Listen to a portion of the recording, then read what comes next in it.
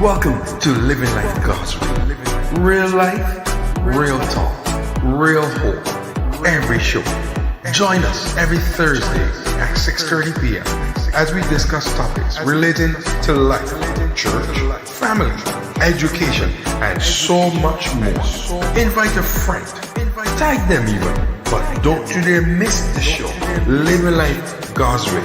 Every Thursday at 6:30 p.m.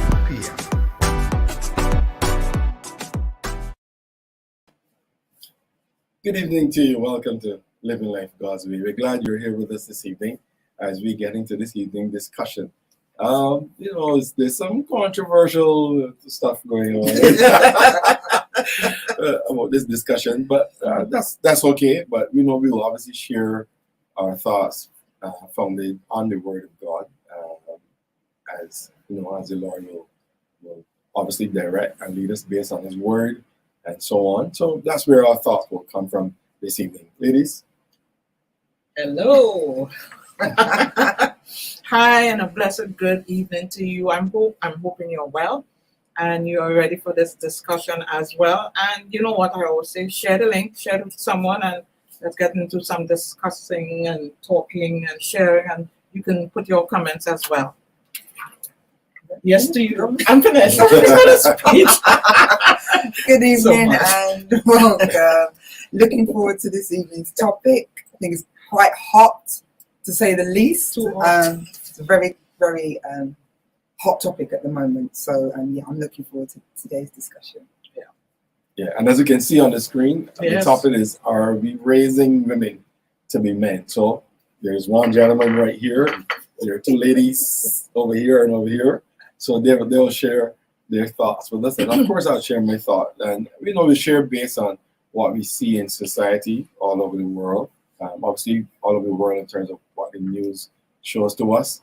And obviously, we will have a position or thought as it relates to locally and regionally as well. So we're hoping that you will share your thoughts with us on, are we raising women to be men? And as you can see, we're not making an absolute, we're asking a question. So, you English people, you see that big question mark behind the men right there. So are we raising women to be men? So we're going to be right back with Living Life God's Way. Thank you for joining us. Please share the live stream, and we're looking forward to hearing your thoughts with us this evening.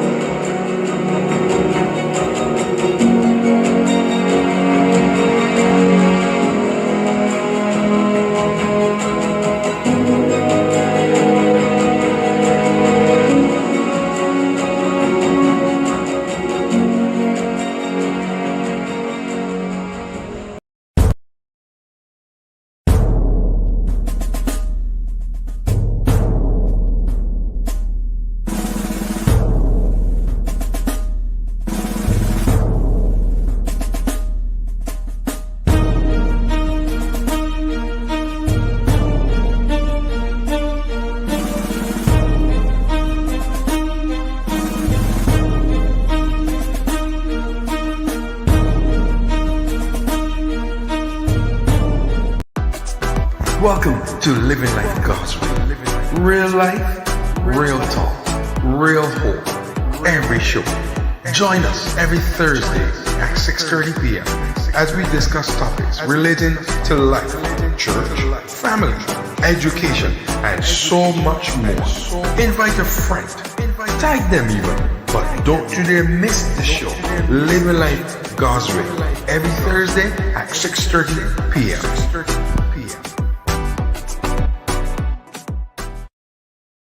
All right, welcome back to Living Life God's Way. Please share the live stream with someone, and let them know that we are on and we're discussing a very trending topic as well. So we're asking, are we raising women to be men? First, we must decide, or we must have a definition on what is a woman based on the the Word of God or based on the past explanation of what a woman was. Elder is. Oh boy. All right. So in terms of that, when I was looking up for woman, I was looking more from feminine, right? So kind of thing there. So we're going to Oxford now.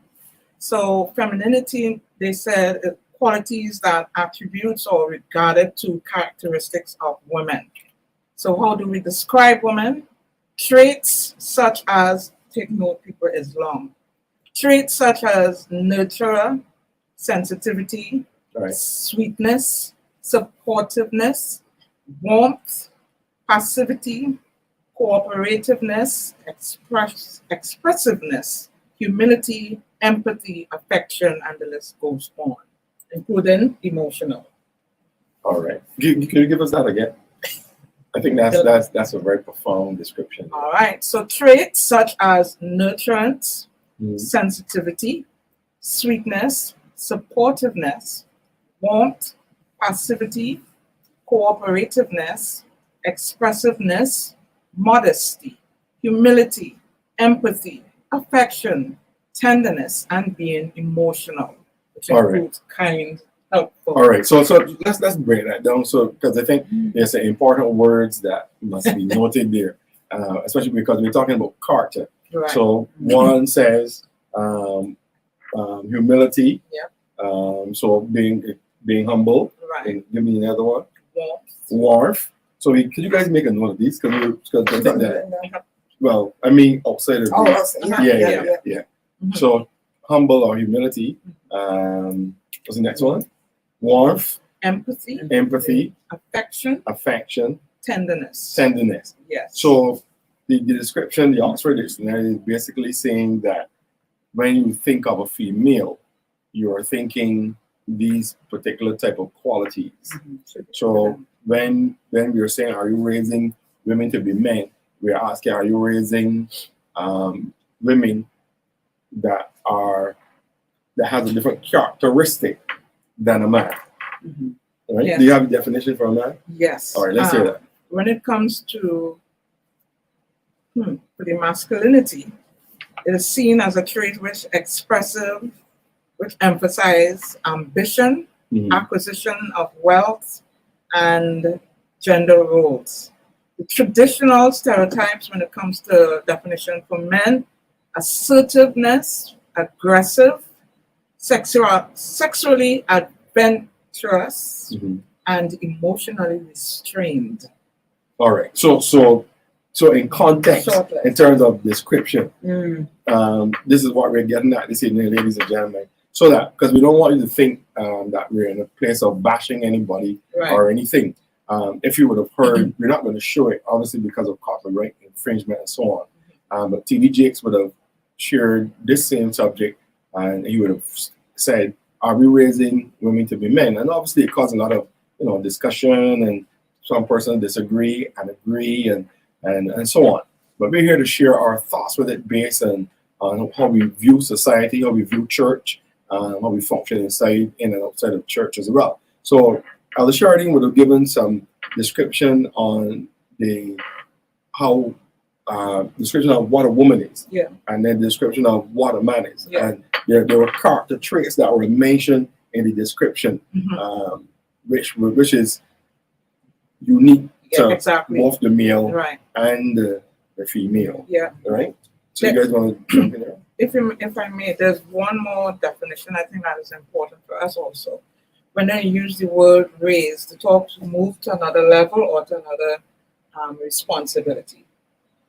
So we're talking about women being raised, if they're being pushed into another role or another level of responsibility. So I'll drop that in and then. Another level, being raised to another level of responsibility. Women. The definition for raise. Oh, sorry. Raise, Right, yeah, right, sorry. Right. Sorry. Yeah, Okay. yeah, it's like a moving up. Right. Sometimes it could be a higher role than it's supposed to. Right. Right. Yeah. Right. Okay. Right. Yeah. I have a problem with all of that. I know. Let's hear it. Let's hear it. I think I mean, I think that's the whole challenge that we're having in today's society, is that we've got these labels for everybody and stereotypes and what you should do and what you shouldn't do. And to some extent, I think a lot of what happens if a child, male or female, doesn't fit all those characteristics of their male or female, it's a challenge. And it's a challenge because you're labeling someone. If you take girls, for example, she's got to be sweet, she's got to be all those things that you just said. If a girl is one or two out of those expectations, it becomes an issue. It becomes it does. Yeah, it does. I feel so. I think people go, she why she not behaving like, sit down like a girl? Why you not be sitting down like a woman? Like, lady sits like this and lady sits like that. But what happens if you do have a girl who just prefers to wear trousers? Tomboy? No, you see, when you put the tomboy, you're automatically assuming that to wear pants is only for boys. Do you see what I mean? So I think sometimes children can get confused with that. The video we was watching today with the younger woman, Jackie Perry, something. I know it's Jackie Hall Perry or something like that. And she's a Christian woman who was once homosexual, but she's now heterosexual, married with children, all the rest of it. And one of the things she was saying was that when she was growing up, she wasn't the typical girl. And so because she wasn't the typical girl, everyone started giving her this label of tomboy. So she was like, well, if I don't fit into the box of a traditional girl and everybody's calling me a tomboy, well then I'm better off with boys then, or being like a boy, because that's what I seem to be being called. Right. So I'm not saying that, homosexuality is a whole different situation, just using her as a case study. So from what she was saying was that because she didn't fit some of the stereotypes of being a girl, she then changed her view, her vision, and wanted to become a boy and everything else that came with it. So I think there are particular traits that females will have and men will have. And alternatively, with boys, if a boy cries, oh, stop crying, you're crying like a girl, automatically it's negative to show emotion. It's negative, and you associate being emotional then as a negative trait that's associated to female. So when a female cries, she's seen then as weak, and as it's a negative aspect. So I think although there are traits that majority female and majority males will show, I think we just have to be careful if a child doesn't ascribe to all of what we expect a girl to do and expect a boy to do. Agreed. That's my agreed. Okay. In other words, like there's some core dominant qualities, but then, as they all say, there will be some exception to the rule. Okay, so I understand what you're saying, Doc. So my question would be, because we want to get into the subject soon, but we're laying some foundation here, ladies and gentlemen. So please feel free to share your thoughts with us, and let's hear what you're thinking concerning this evening discussion.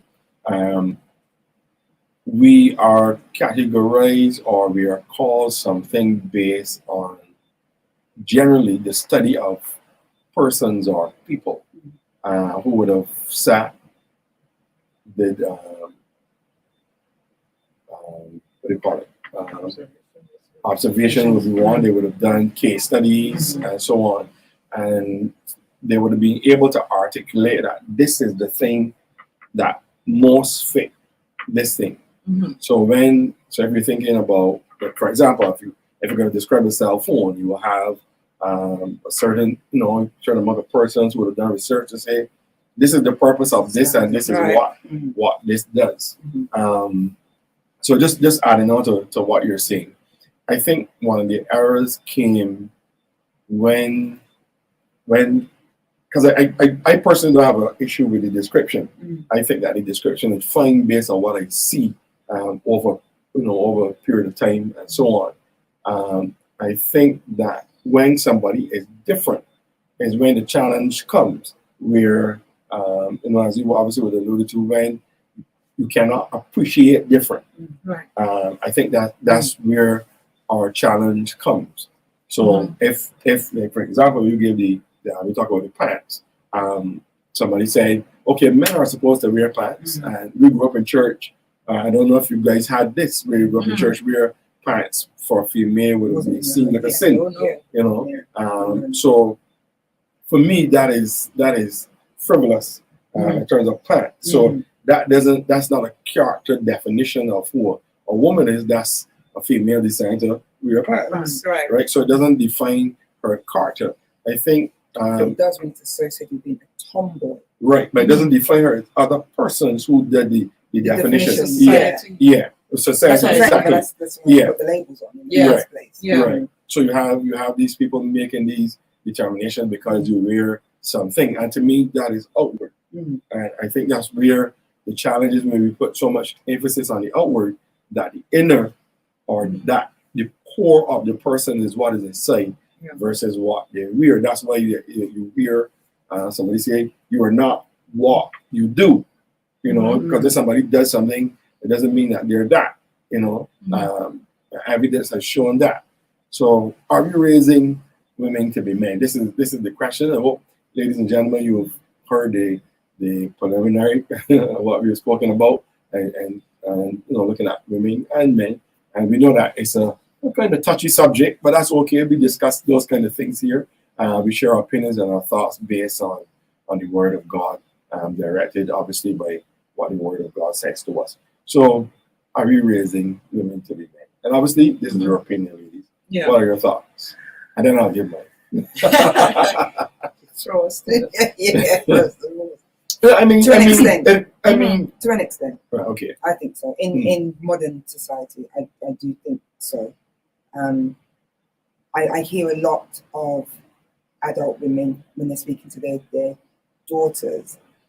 Oh, you don't need to rely on no man. You don't rely on no man. You need to do this for yourself. This, you know, and that is fine to an extent. You need to have a level of independence. Right. But it's almost to the point where it's like you don't need anybody else. You just do you and do what you've got to do, and you'll be absolutely fine. Yeah. Whether that's, I guess then if you're looking at the role of the man in terms of being the provider and so on, I guess then in that essence, yes, you are. They would be raising their daughters to be men, because they're teaching their daughters to be sole providers, protectors of their own children, and so on and so forth. All the traits that are associated with being a man. Right. So I guess in that respect, they're raising them to be, you know, men. But obviously, there's things that they can't do that a man can do.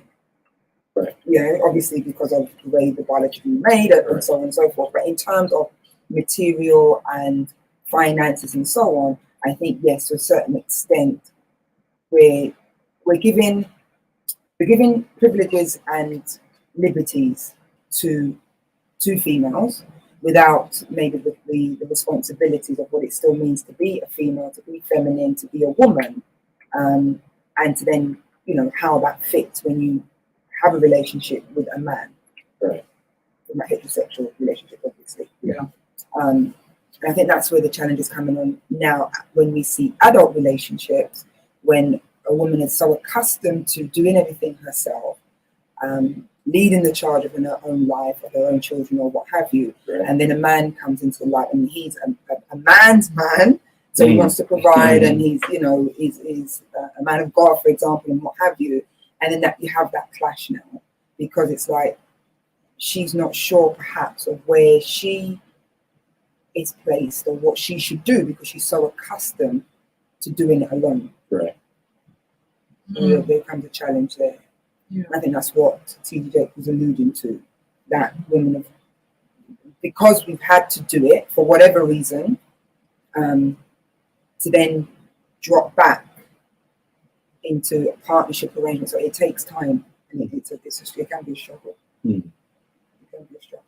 You know, while you were speaking there, I remember the story my mom told me. And she was talking about this lady who, around Christmas time, she'll be baking a ham. So what she'll do is cut off the top part of the ham, and, you know, she will go ahead and boil it or whatever, or bake it. And she's been doing that for years. So her daughter eventually grew up, got married, moved to her own home. And she was baking this ham, but before she baked it, she cut off the top. So her younger daughter now asks her, Mom, why do you cut off the top of the ham? The mother said, I don't know. I have watched my mom cutting off the top. The whole moral of the story is that she was doing it because the mother's pot was small. But here it is the daughter, she has the right size pot. She could have gone ahead and used it. I said all of that to tell you this, based on what I'm understanding from TV Jakes, that women assume this role where they have to be aggressive or assertive and extremely independent, and some might show off about it because probably they came from an environment where there was no male figure, no father, or the male figure that was in their life were not functioning. So as a result, if you're a single mom and for some reason the father is not present, you can't sit down and lament that he's not fulfilling his role. You have to get up. Either you get an extra job or you work 9 to 5 at one. When you come home, you take on another job, whether it is online or whatever. So you are forced in that position where you assume the role of the man, right? And then society will expect you to do so because, some might have their saying, oh, with some women, they're coming to get what you have and all of that. And, that will force women again to make sure she's covered her business.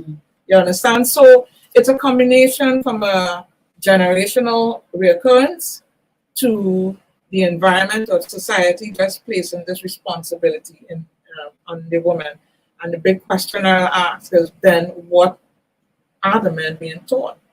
If your expectation is that the woman be raised to perform certain roles, what's happening with the men on the other end? What are our expectations of them to be here? Yeah, I get you.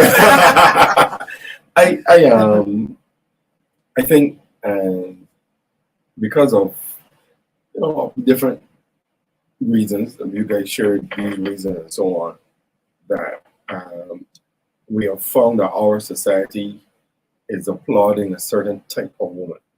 And I think that's what TD Jakes was referring to, where we have, when you're thinking of the woman to be applauded, she has to be loud, she has to be aggressive, has to be demanding, she is in your face like how a man would be.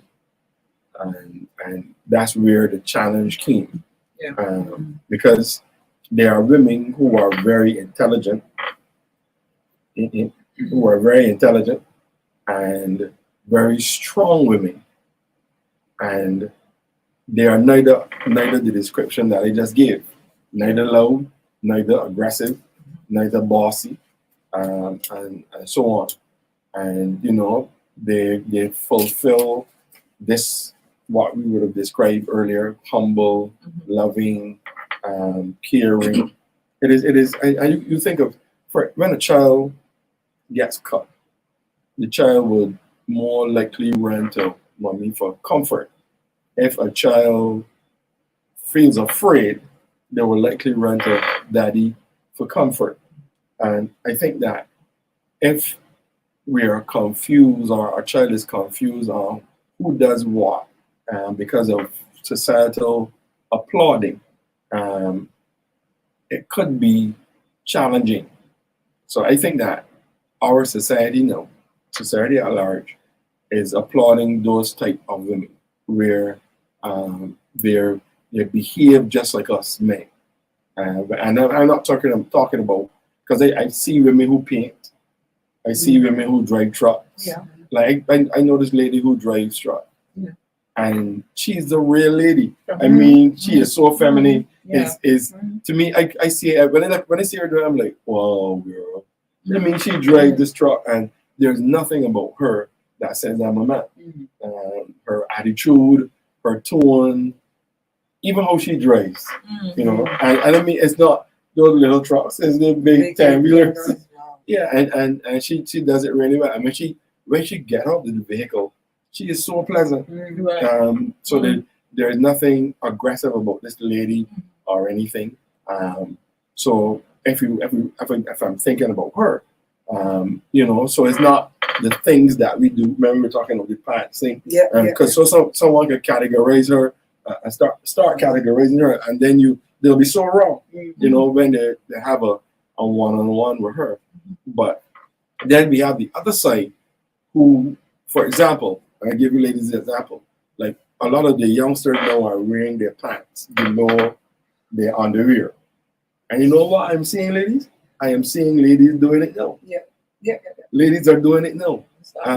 Ladies are doing it now. We all know where it came from and stuff like that. But for a man to do it is weird. But for a woman to do it is like, what is that? So that is what we are faced with now. And so we will find ourselves we have found ourselves applauding, such. And I believe that's the point that TD Jakes was referring to. Like we want these women, you ladies, to be able to, if I come home and this mothering love thing that comes from a female that females can give, and because you think about these characteristics that are popular and common with females, and then you think of the characteristics that are popular and common with men. The majority, we like to say the majority rules, and if the majority rules, then we're thinking, okay, this person, this gender behave this way, majority. This gender behave this way, majority.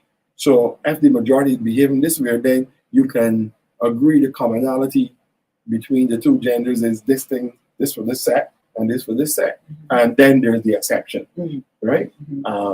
Because I know some women that are really, really strong physically. They are really, really strong, but they're still what we would call girly girl, So I think that if we continue to applaud the women who are wearing, and we're seeing the boxers, if we continue to applaud that, if we continue to applaud, you have to wear your pants low, like how the fellas, it's stress enough trying to get the boys to pull out your pants, then to have to deal with the female who has their pants down. And it seems like in society we have okayed that, and we're not saying that it's okay for the men, by no means. But the challenge is when the female does it. So the point is, it seems to be that globally that we are more applauding the loud type of woman. When you have, and if you listen to TD Jakes' speech on this, you will hear it's like you're applauding the loud type of woman, the aggressive type of woman. What about those women who are so gentle and loving and kind and could bring a family together and could keep a family together and so on and so on and so forth? So that, to me, that's what he was trying to say. Like, we need to applaud. What about these other women that are girls that are doing these? They are like, they're gentle, they're humble, they're kind, they're strong. And I'm always talking about physically, but they keep the family together. When you feel like you're rockers, these women just come and they talk some wisdom into you, and you feel like, wow, Jesus have just spoken when they're finished. Because there are women like that who are full of wisdom. You sit down and you're like, oh, I wasn't looking at it from that point of view. Like, okay, and you see this mothering thing comes out at the end of the conversation. So I think that, it is unfortunate that it looks like, and I'll wrap here that you guys can share, because it looks like if I'm going to applaud someone, let me applaud someone who's aggressive, who, like, this is the way you should be as a woman. You alluded to earlier, I don't need no man, but that's not. We need each other. So I don't need no man. Girl, you can make it without any man. You're an independent woman. But independent how? If you're independent, you work for your own money, you drive your own car. That's fine. That's super duper great. And over the years, women have been elevating and elevating themselves and stuff. That's great. I think that women should be applauded for that. However, it is not that you are competing with men and you have to be aggressive, or you have to show yourself to be like a man in order to survive in the world today. And maybe you ladies can share on that, because I know that I've heard you ladies say that it's difficult to be in this world as a woman. You ladies say that? Somebody said that. In this world, feels like a man's world or something. Most women say that. Yeah, right. I think you did do that. I think I heard you say that. For me, I don't know.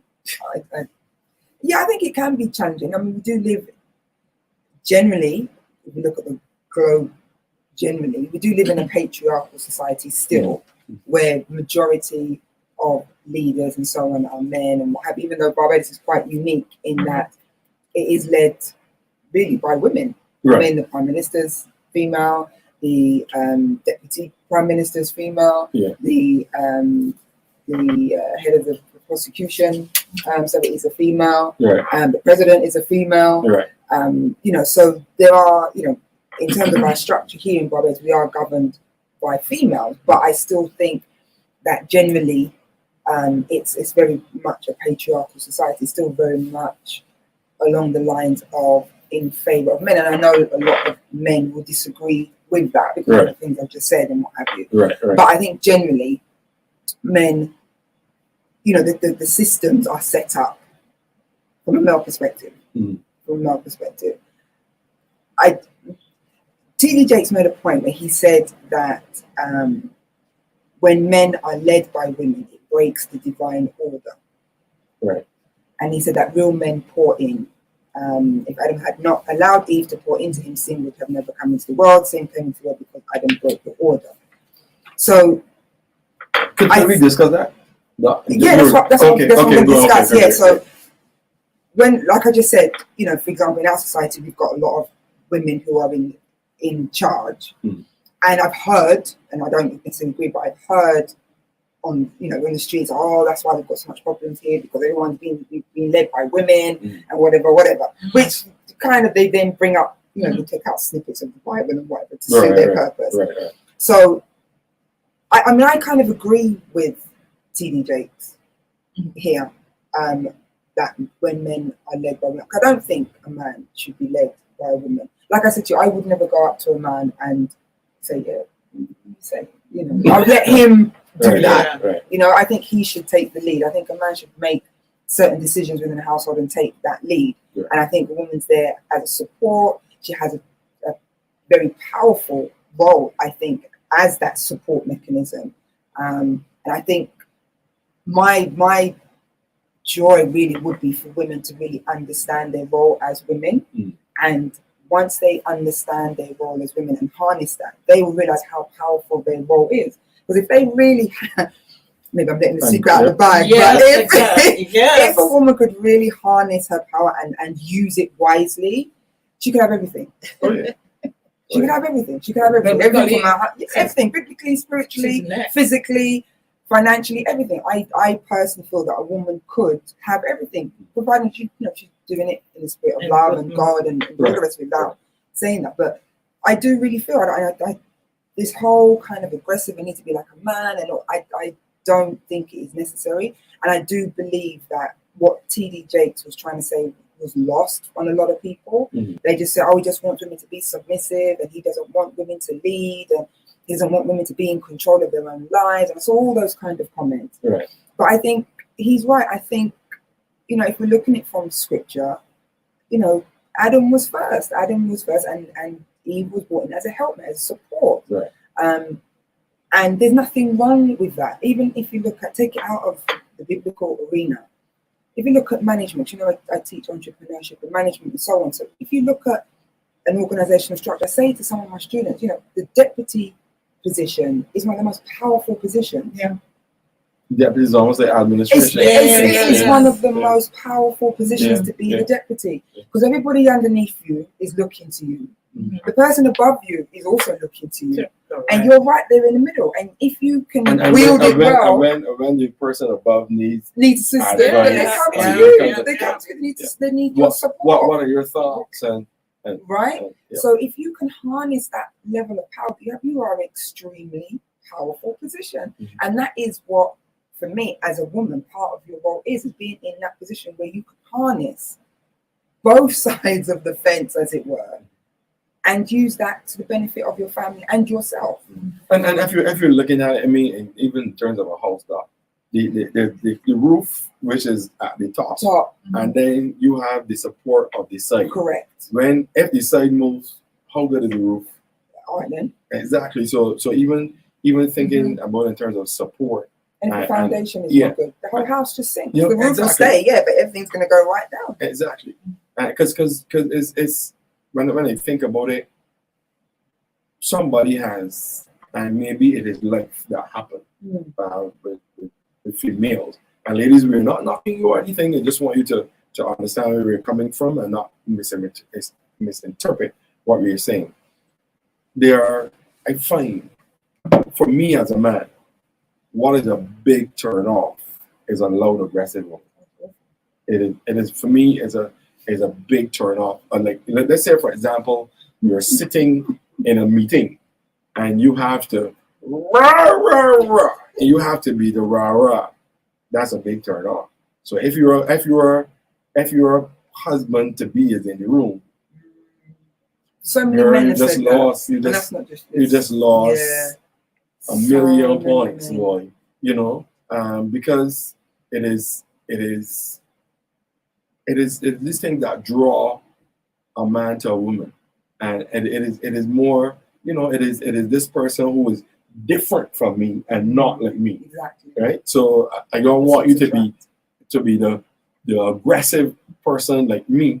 I want you to bring a different dynamic to me, so that if I am too aggressive, you're able to say, "Okay, turn it down, tone it down, tone it down, don't turn it down." You're like you know, you have to turn it down. Yeah. You don't want, and it is crazy when a man has to tell a woman turn it down, tone it down.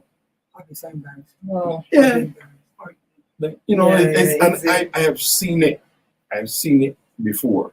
You know, Tony, good evening to you. But then what you will see, the woman says, "Don't tell me to turn it down," and she Right. cranks it up even. Right. you know, Right. She cranks it Right. up even higher, Right. which is Again, because the society has made us feel that in order to be heard, we need to be loved. So if women, and I think, again, as I'm saying, like, because of past experiences or because of not being heard over the years, over a long time, they can't, like, in order for me to be heard, my voice has to be louder than yours. So now everybody's low. To tell you why, but because when we look back for women trying to gain equal rights and so on, the passive or the demure way of doing it wasn't heard, wasn't taken seriously. So you had to be out there marching, screaming, shouting, and carrying on for the powers that be to hear you. And that's even today, whoever's trying to get something heard, male or female, you have to be the loudest, because that's the only time that you get attention. When you're on the world stage, or you're making a noise, or people are going to hear you, or you're going to embarrass us. So there's not making justification, but just an explanation as to why sometimes people feel they have to be the loudest in order to get heard, especially if they're in a large family, for example, they're the youngest or the middle child. They might not be heard because the older brothers and sisters get in there first. They have to be the loudest. But I remember my dad always say to me, "Colleen, empty vessels make the most noise." And for me, I was like, "I'm not an empty vessel." I study. I'm not an empty vessel, so I've always known that to be, use your voice wisely. Use your voice wisely. Don't be talking all the time and making noise all the time. People get bored of you. Don't listen to she's talking again, and they switch off. So you have that effect also. But I to my point was about just sometimes in order for women to be heard, they've had to make a lot of noise in order to be heard. Well, what's interesting there, I've been listening, is that what's defining the role of a woman now, you see this based on society, construct their expectations, and that is the problem. Who makes up society? Yeah, the people make up society. Yeah, people make up society. But the thing about it is that when society begins to move away from God, His rule or His plans, then we open up to all kind of interpretations and so forth, and misinterpretations. And the thing about us, then we go to listen to experiences instead of listening to the word of God. Even the scripture, and that's why it's good to know the word. I wish I had remembered flowing, but I'll just give you the gist of it. The scripture talks about the wives are supposed to submit to the husband, right? T.D. Jakes bring it out, but it's something I've always been passionate about it. And I work with that as well. Mhm. So a guy might tell you, the Bible says that the woman is supposed to be submissive to a man. I say, yeah, that's true. Absolutely true. But you didn't read the rest, did you? The man is supposed to sacrifice just as Christ loved the church, willing to die for her. You understand? In order for her to function, you have to be able to do this, be able to be humble, and it goes on and on. So therefore, once we understand the dynamics of both worlds, then you recognize there must be an exchange that is going on. So that cues us into understanding, yes, even though you might be strong, even though you might have this and you might have that, there's a part of us that we still have to be operating from a level of humility. One of the questions that a man might ask a strong, independent woman, well, you don't need me, and then you say, why would he say that? Because they say, well, I have this, I have that, I really don't need you. And the way they respond or treat them, there's no room for you in here. I can, if you're going out on a date, I'll buy my own this, I'll buy my own that. I'm not saying that you're not supposed to be responsible. But if a guy invites you out, that's his role, let him lead. If later on you decide to split in half, well, work it out. But allow the guy to be in charge, to lead, etc. One thing I remember, trying to practice, at work I could be the head of whatever department. But then when I come home, I have to taper now into another, when I say another role, I have to remember now, I'm maybe the head here, but now I'm partner here. So there's supposed to be dialogue, there's supposed to be communication, there's supposed to be exchange, there's supposed to be things that I will do for myself. You ease up a little bit so that he gets to do, and you learn this from trial and error.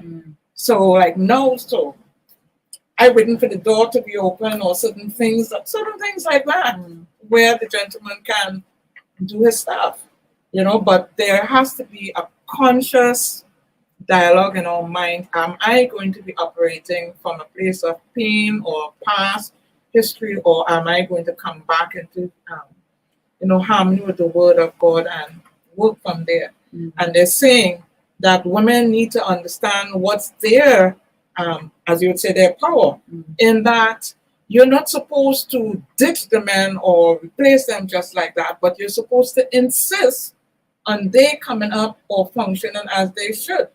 So in other words, you might be talking to someone, you might say, well, these are certain expectations. You give them the opportunity, well, do I want to rise to that or not? Especially if it is in harmony with the word. So if he doesn't want to be pouring spiritual truth, pouring attention, pouring his presence, and he's not able, and he chooses not to, but then you as a woman have a choice whether you partner with, or that's just a distant friend or whatever. But as you were saying, we have a powerful role. Once you understand the dynamics of both sides, you can work together and have it made, and everyone can be in partnership. I think one of the challenges I find is that, for example, for a lot of women now, they have, like, for example, talk about men paying for things. That seems to be kind of, it always seems to be the example that people use. I don't know what, but men to define a man. Oh, he pays for it. He pays for everything. So now we're living in this world in these times where a lot of women are earning more than men. Right. Mm-hmm. Is it still the man's role to well, maybe it is his role, but is it still fair then, or is it still a fair expectation for the man to still continue to pay, even though full well the woman earns a lot more? I think it's fair, and I will tell you why. No, and I'm not even related to money alone. I'll tell you why. I have observed, I could be wrong, but I sit and I observe marriages and everything. and I observe This is in the experiences, context of marriage you're speaking, or you think it's a relationship here and there. Yeah. If you see a woman is continually pouring things onto a man, after a while he said, well, you know, she's giving me this, I covered here and there. He's never conscious of his role. He always expects her, well, she's managed things, she's always have money from wherever. So he's not as responsible for what he has. He's not seeing himself in role of providing for her because she got that down pat. Can you provide her in other ways? But that's what I'm saying. It's not just money alone, Okay. because sometimes it starts then it stems into other areas. But if the mindset is that, because love ain't all about money, No. you know what I mean? It's not about money. Because if the woman now has a guy who is able to pour encouragement, he's present for her, she has events, he's clapping, that's my wife, or that's my girl, or so and so. That does it all. Exactly. It makes a huge. When I feel sick, a certificate can't give me a massage. Accomplishment can't. You know, he gives me the massage. So you're working together. Yeah. When I put that out, I'm saying in the context where the guy doesn't see his role in her life. He's just there. You know, and at the same time, for the woman who might think that they have it all together and everything, the guy is not an accessory. In other words, when you're going to the event, you won't have to be able to say you're carried by a gentleman. He is not your bank, you know, that you're just waiting for what he has. You doing your part as a woman as well. He's not some people say a sperm bank. When some people say, I don't need a man, I just want the sperm to get a child and I can go ahead and do my have to do. You have to remember he's a person. He has a soul. He has a spirit. And especially if you're a woman and you're a child of God, he belongs to Jesus. So you have to, he's the apple of God's eye. So therefore, you still have to be careful how you treat him, because the way you treat him will also determine some of the blessings you get into your life. Bible already has an established law. Whatsoever you sow, that shall you also reap. And then when some people establish in this aggressive way and say, well, I tell you what I want and he got to do it or else, because you know how it is when I ain't happy, and then go on and go on. But the bottom line is that after a while, he's not there emotionally. You don't think he has to function emotionally, then who are you going to blame? You know, so we have to sit in the quiet of or whatever and sort out what it is I really want as a woman. And men, they have to do it too. You know, what do I want from a wife? Because you might hear a guy say, well, you know, the woman has to cook, she has to do this, or the woman have to clean house and everything coming back. What are you doing to help or to encourage? You know, it's a partnership. It's working together. It's communication. And that's one thing I love about Jesus. He always say, come let us reason. So if you want to function by solving a problem the easy way, by just elevating the role of the woman or adding to her portfolio, is that going to work? I think as well is important to, in terms of what you're saying, is each person knows what they want in the other person. Because there are some women that would be quite cool with preparing meals and cleaning house and so on. If that is you, and if that's what he wants, that's fine. Yeah. But if it's gonna be, I have to make you miserable to do those things, then that's the problem, because we have two different persons trying to function together. That will obviously cause friction at some point in time. You know, I think when it comes to a female, there's a usual general expectation that I always, and sometimes I have people who don't like to hear me describe it this way, but I think I see it as a woman having the characteristics of a mother, whether she is a wife or whether she is somebody's mother. There is a particular glue that mommy has, that the female has, that when she shows up, it is a different environment is created than when a male shows up.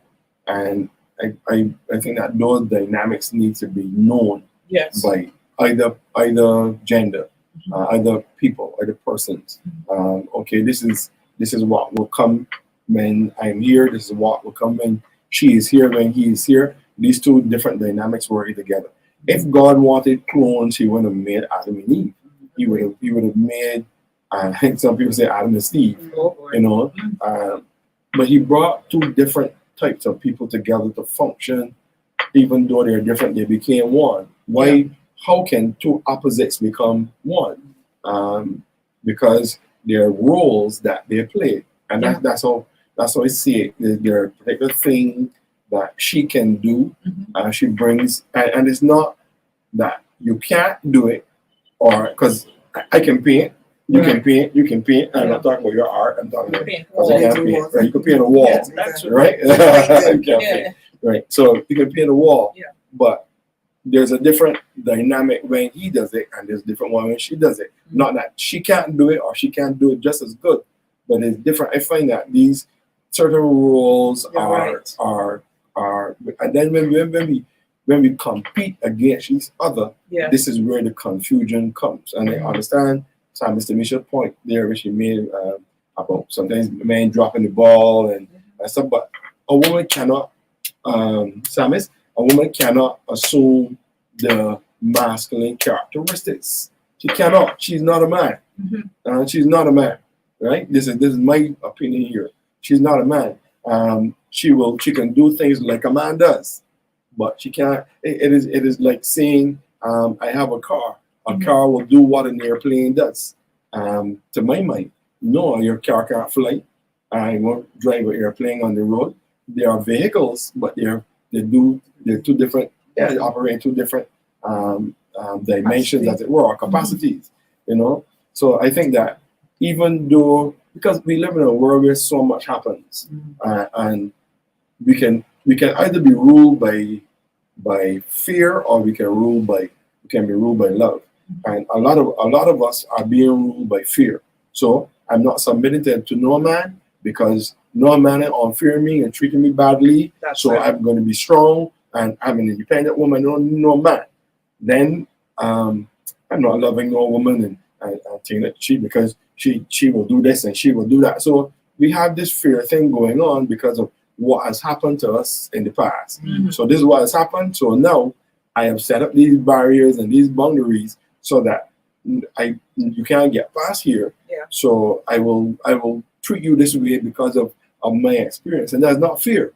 You know, that's not fear to either person, whether male or female. So we live in a world where everybody says, "Oh, I had to take care of all the children by myself, and no male was there, so I have mommy and daddy." And how are you, mommy and daddy, at the same time? You know, how are you, mommy and daddy, at the same time? You are either one or the other. You know, and that's where my challenge lies in terms of the societal approach or the societal accepting of the aggressive type of woman as the phenomenon, when there's much more to being strong than the words that come out of your mouth, because most persons things come out of the mouth are actually weak people. Persons who curse the most, quarrel the most, are actually very weak on the inside. You know, and the strength of a woman is that inner being that when times get. I mean, but sometimes as a man, as strong as you are, when you get a cut, you're like a big baby. Yes. But when it's something to move, you're ready. You're ready to move it. And like, for example, you guys in childbirth. My God, I'm glad that's not something I might have to do, because I think I will run and left each other. And there I'm running left the dog. But you all have it's almost like you have this grace on you that you manage pain well. And you manage pain well. And I think that we have to give kudos to you ladies who manage pain, whether it's pain of relationship, whether it's childbirth and stuff like that, and still are so graceful. You know, it says a lot about the quality and character of a female, and as a man, it is very attractive. You understand? It's very attractive when you have a strong woman who is not strong by the words that she says, but strong internally, you know, and can keep everybody together when you feel like giving up. I heard a guy say sometime that he's a pastor. He said when he started the church, he was going through it so difficult, and he was about to give up. And his wife told him everything that he told her in the beginning. Wow. So she prophesied to him back what he said. You see the team word there? Exactly. Right? And to me, that is so important because a different response from her could have nullified everything. Yeah. But the dynamic of her ability to say to him what he said to her, or to bring some nurturing, that kind of thing, to made a lot of difference. And I think that God has planted, and you made mention of Adam and Eve. God has planted inside a woman to help on that.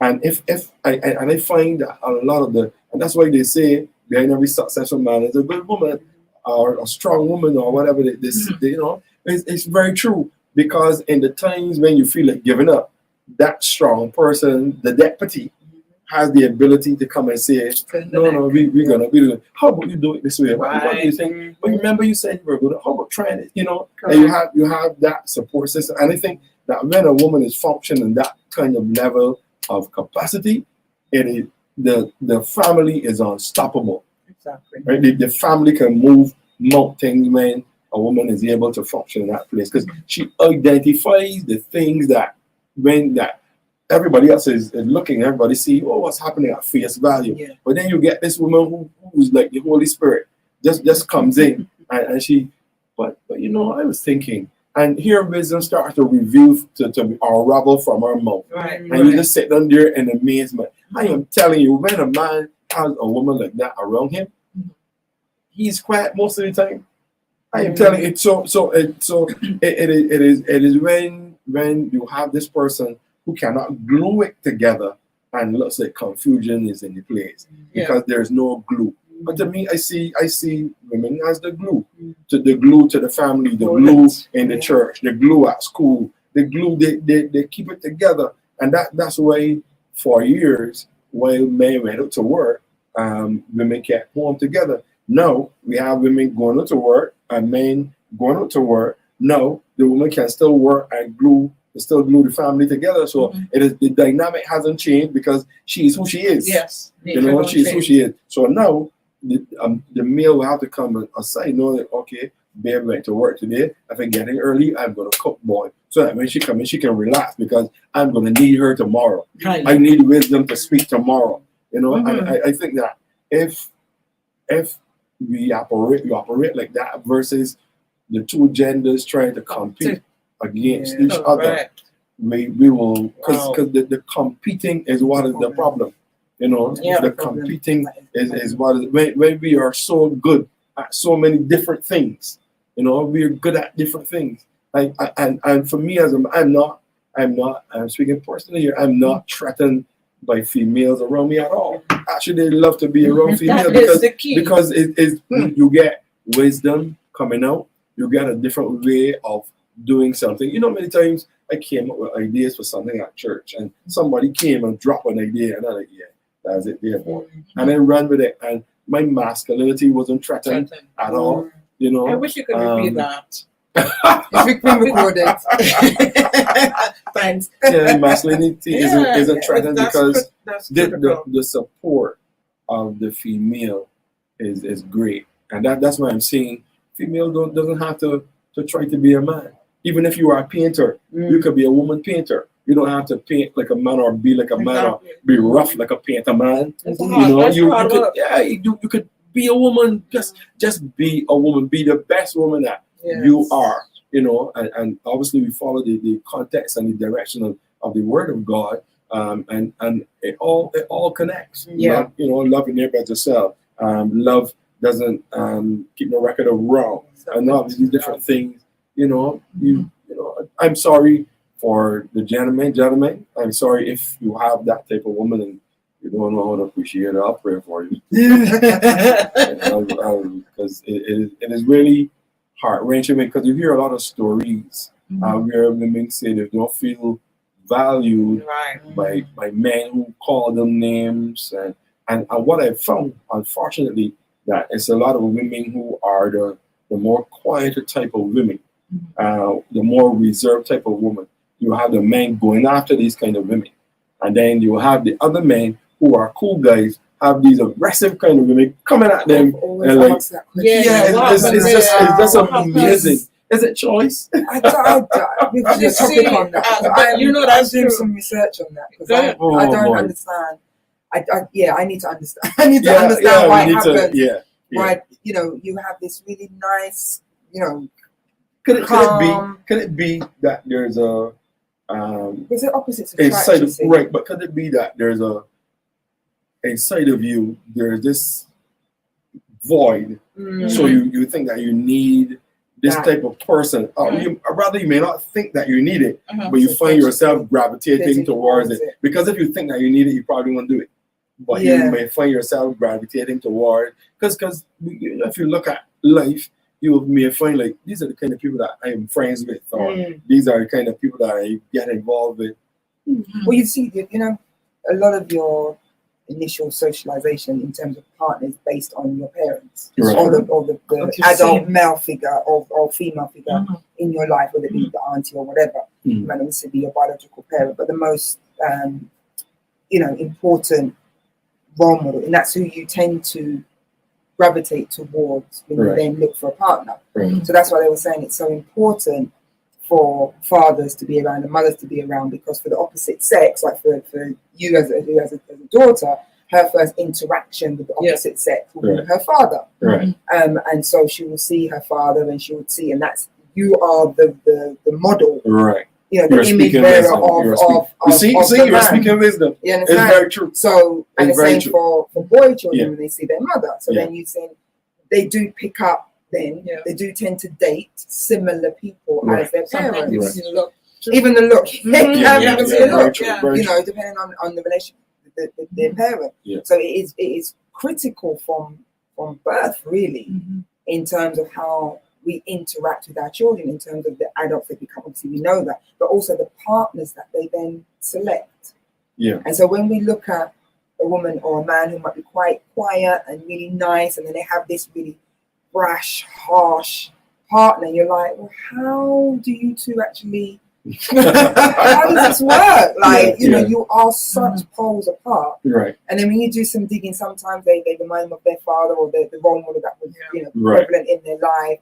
Or father wasn't around, for example, and they've always wanted that father figure that protected that manly man. So they go to that manly man who tends to be sometimes a little bit too aggressive or what have you, because he's kind of hyper manly, if that makes sense. And vice versa, the same for men who may not have a good relationship with their mother or whatever. And we say that, if you want to look at a kind of a measure of man, look how he is with his mother. What's the relationship with his mother like?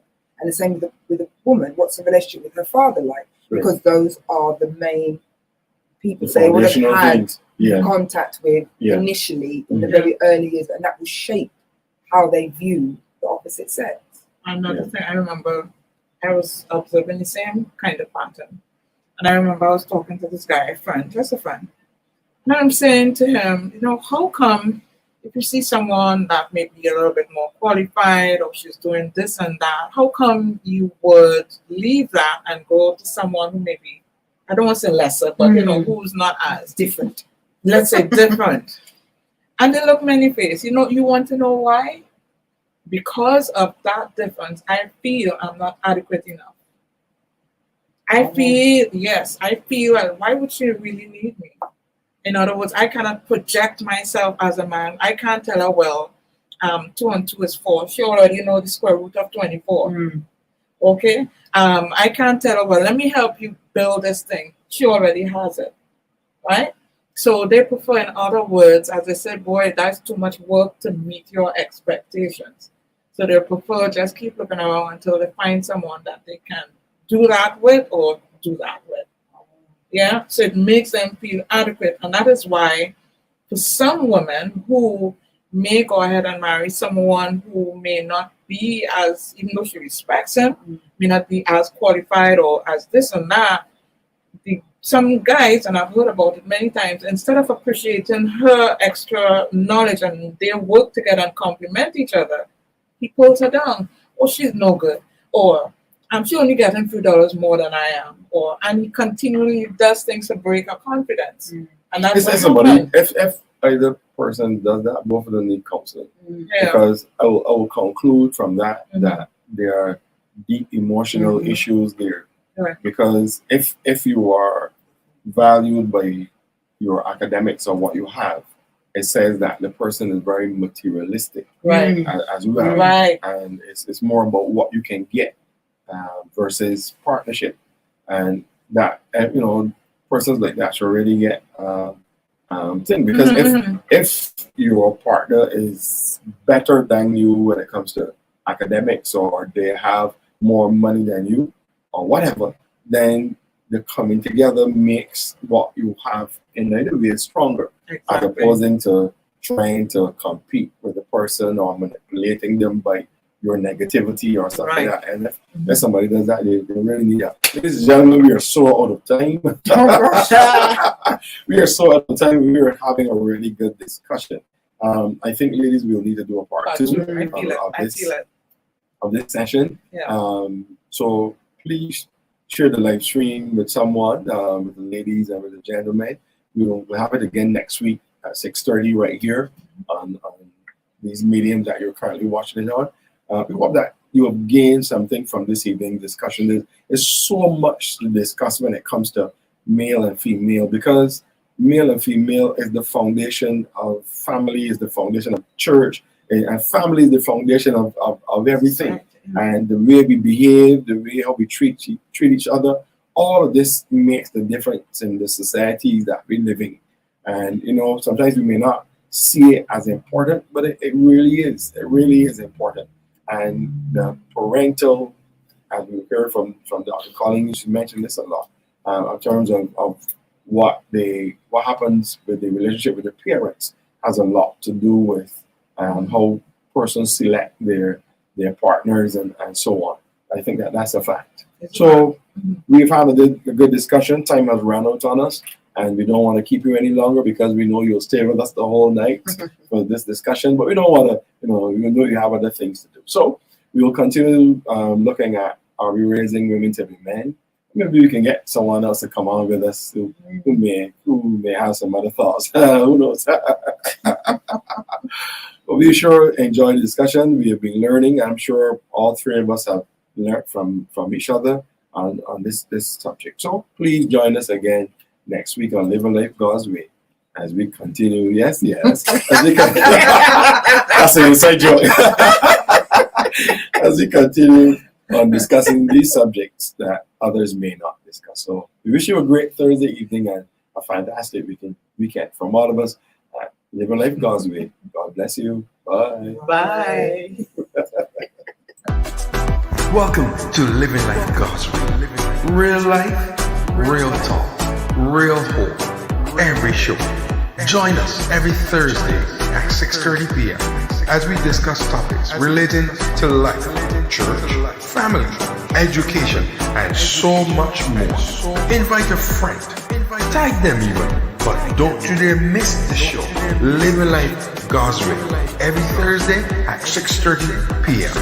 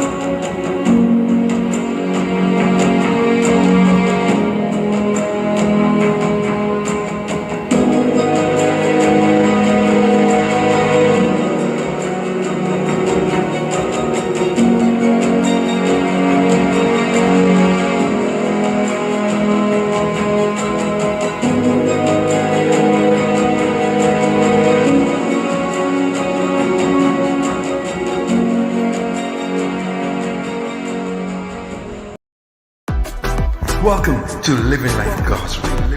Real life, real talk, real hope. Every show. Join us every Thursday at 6:30 p.m.